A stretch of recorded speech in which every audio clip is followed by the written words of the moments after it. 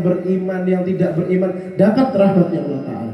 Akan tetapi untuk rahmat khusus Allah tidak diberikan kecuali orang yang duduk di tempat majelisnya. Ar-Rahim dikatakan Al-Habib Musa Kadim tidak mungkin didapatkan kecuali orang yang mau duduk di majelis ilmu, di majelis sholawat, di majelis zikir. Artinya ketika orang itu dikumpulkan untuk menyebut nama Allah, belajar ilmunya Rasulullah, itu petanda dia akan mendapatkan rahmat khususnya Allah Ta'ala. Dan ketika orang memiliki rahmatnya khusus Allah Ta'ala, dia pasti mendapatkan rahmat umum dari Allah Ta'ala. Cuma langkah kita dikumpulkan di sini double, triple. Pertama amolot, si kedua akikoh, si ketelo hitanan. Malancung dikasih bahasa mereka. Tapi ini sekunik mau ke barokah, perampelan Haji Fauzi mereka. Campur Allahumma shalli ala Muhammad. Sedikit saja kita berada di penghujung Maulid Nabi sallallahu alaihi wasallam. Pertanyaannya, mungkinkah kita sampai di bulan Maulid yang akan datang? Saya si bengal ajamin taruhan. Saya si bengal ajamin bakal depak pole bulan Maulid si bakal ada. Situng tak bengal.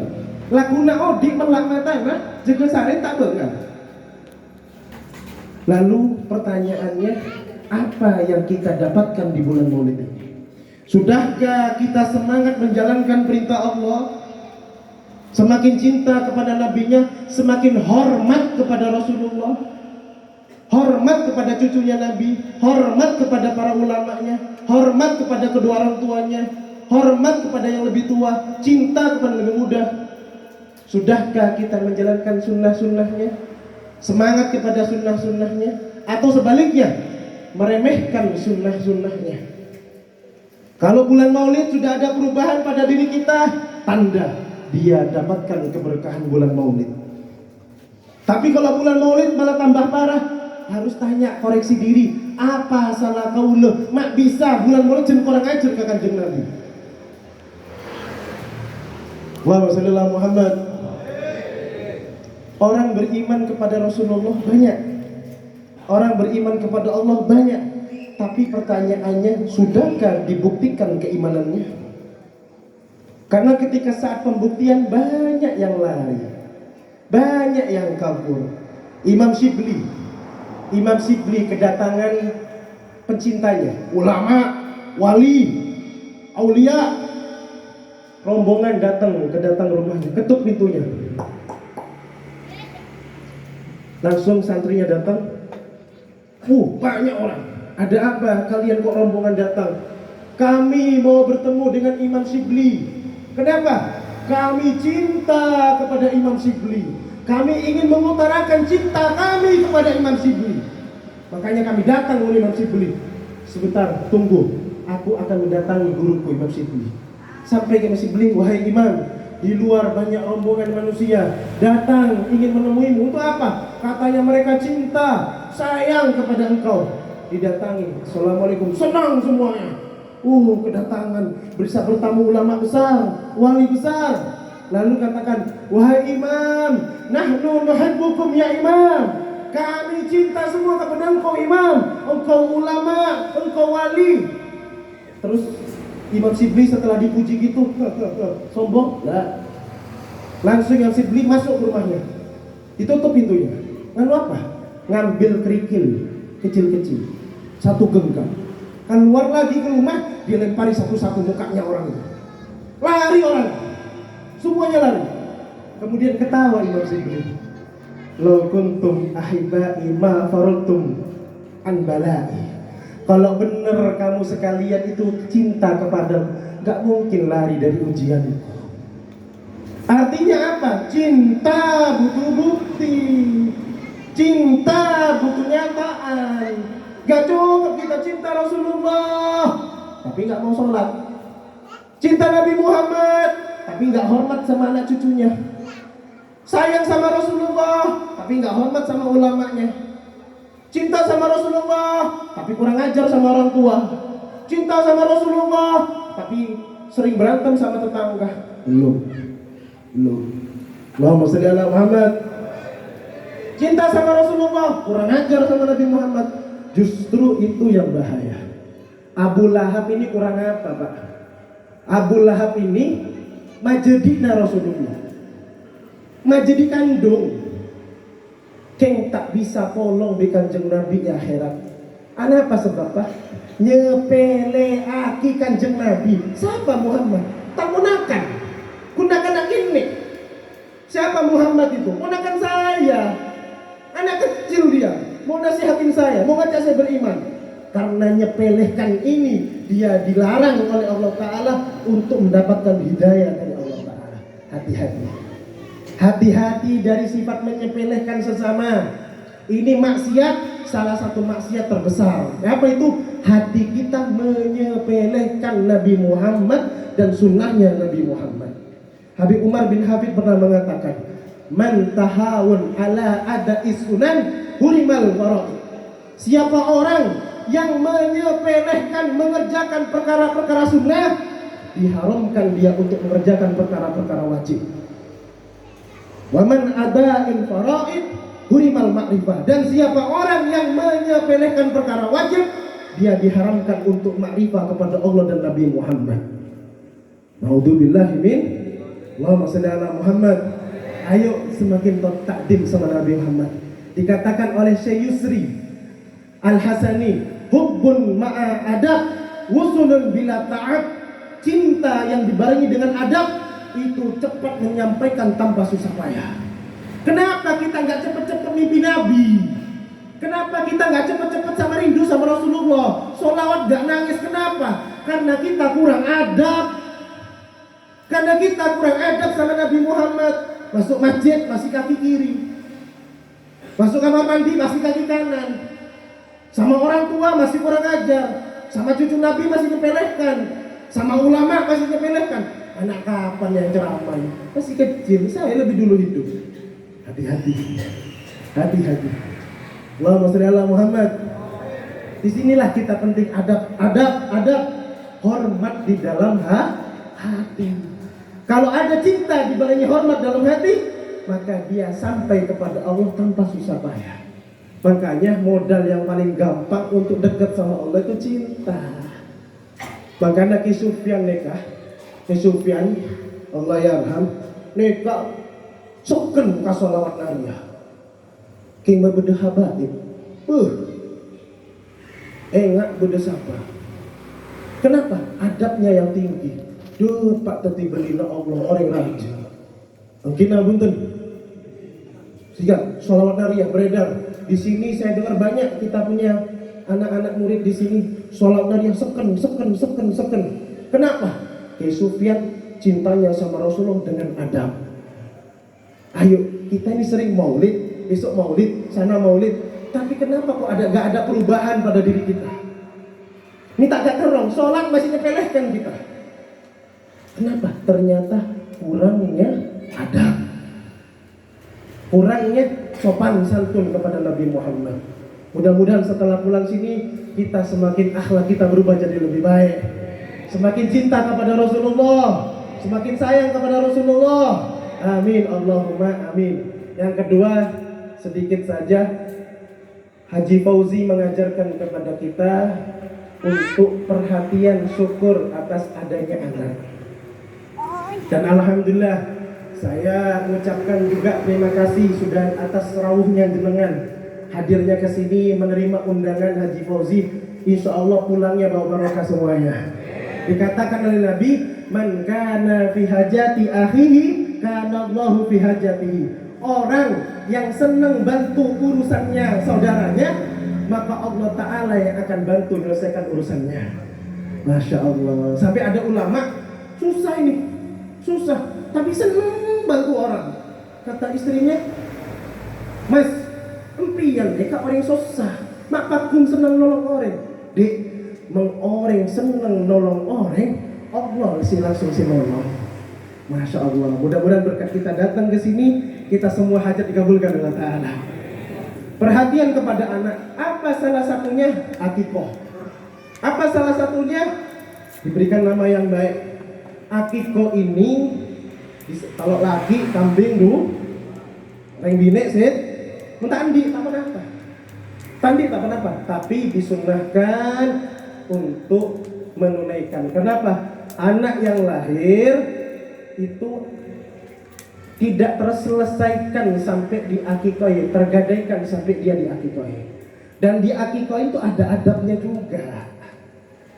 Dan salah satu contoh ya, banyak kita saksikan kalau mahlul qiyam, anak yang diakui ini dibawakan gunting, air, kembang, anaknya disuruh potong dikit-dikit. Ini simbol yang sebenarnya harus dilakukan setelah malam itu digunting dikit-dikit, besoknya digundul, rambutnya ditimbang, dapat berapa on, ditukarkan dengan harga emas yang 24 karat, disedekahkan uangnya.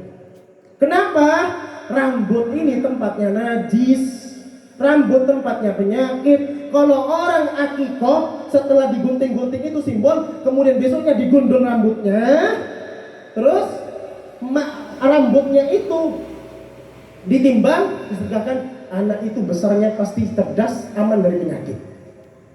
Sekarang enggak, dipotong-potong mari pun.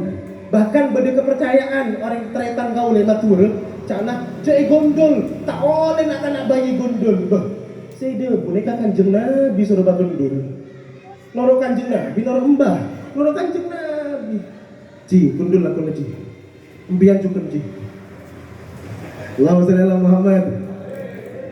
Jadi itu, dan ketika diantarkan anak-anak untuk digunting, jepun esok bul pak, kembung anak, sakit tabu masih angin, tuaki. Kenapa tuan kau gunakan ini? Tekuk serah baca inna anzalnahu fi lailatul qadar. Tekuk dedona baca apa? Alam nasrah laka sadrak. Lastari pengajian kita masuk mutah. Masuk angin anak apa? Orang nek ajaran ku sebul melolo. Benih asowone kabeh bacaan nah mentekuk serah bacai inna anzalna supaya apa? Supaya selamat dari zina. Orang anak ini menabi sebut ibacai inna anzalna idede serana mereka selamat dari zina. Ayo praktekkan di rumah. Beda beberapa kali di antaranya mendapi debat salamun usap lagi kamu salamun ya hatta matla'il fajr. Yang kedua dedena supaya apa? Dadanya itu lapang, kemudian semakin dadanya itu bersih, baik, tenang, menerima iman dengan mudah. Kalau kita kaji, mereka ngaji.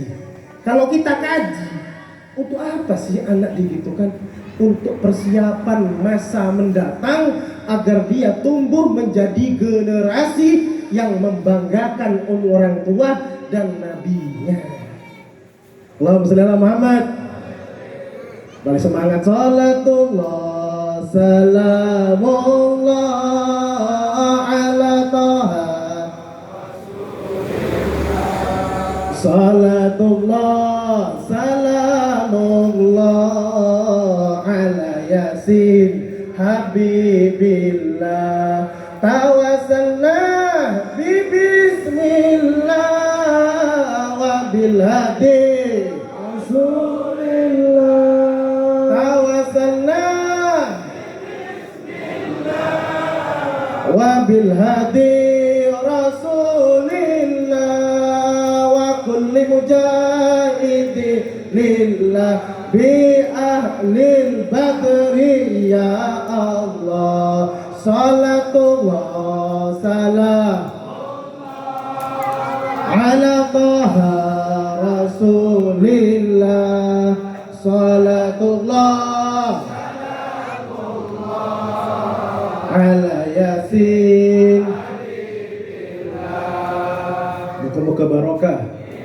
Penting sekali untuk tasyakuran ke anak, karena anak ini persiapan untuk masa mendatang. Jangan sampai anak ini tumbuh seperti kita yang senang maksiat. Sabar yang paling besar itu sabar menahan diri alakon itu dosa. Sabar bertelok, sabar menjalankan perintah Allah, sabar kena musibah, sabar dalam meninggalkan maksiat. Ini yang paling besar. Tadi malam ketika kita kumpul-kumpul cerita, ada kiai besar, ulama besar, beliau hobinya dakwah kemana-mana, santrinya banyak. Suatu saat ketika beliau jalan satu daerah, pingsan Pak, pingsan. Santrinya bingung, kenapa ini kiai? Kok bisa pingsan beliau? Digendong, ditungguin lama. Habis itu bangun. Mabika ya Syekh, kenapa engkau wahai guru? Langsung beliau menjawab, tadi saya pingsan bukan karena saya capek, bukan karena saya kekurangan darah. Saya pingsan, saya ingat di tempat itu saya pernah berbuat dosa. Saya istighfar, saya malu sama Allah. Langsung karena saking malunya saya pingsan. Allahumma shalli ala Muhammad. Mereka ulama todus ke abad nabi karena dosa berabad. Ibadah nyari cepat, nyari pantas, ingat terawih, nyari pantak, orang ada. Ayo kita belajar menjadi orang yang lebih baik lagi. Tak bisa, berat memang jadi orang soleh mereka. Setidaknya kita ada keinginan cinta dan cinta kepada kebaikan. Amin, Allahumma amin. Mudah-mudahan yang hadir semua di sini Allah ampuni semua dosa. Allah perbaiki keadaan hatinya. Semakin beradab kepada Nabi Muhammad, semakin beradab kepada cucu Nabi Muhammad, semakin beradab kepada ulamanya Nabi Muhammad. Ya Allah, Engkau kumpulkan kami di tempat ini. Kami yakin atas segala keagungan-Mu, maka ampuni semua dosa ya Allah. Ampuni dosa kedua orang tua kami, dosa guru-guru kami. Ya Allah, jika ada di antara orang tua kami yang wafat, maka jadikan kuburnya taman dari taman surga.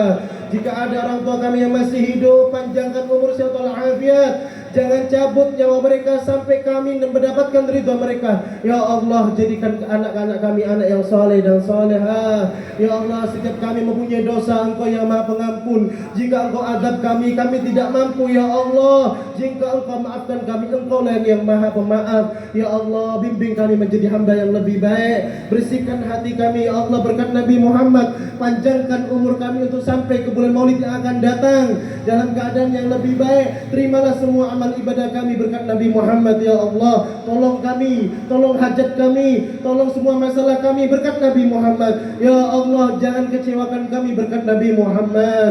Ketika ajal kami datang, maka jadikan kami orang yang selamat dan husnul khatimah berkat Nabi Muhammad. Ya Allah biha, ya Allah biha, ya Allah bihusnil khatimah. Amin, Allahumma amin. Amin ya mujibas sa'ilin.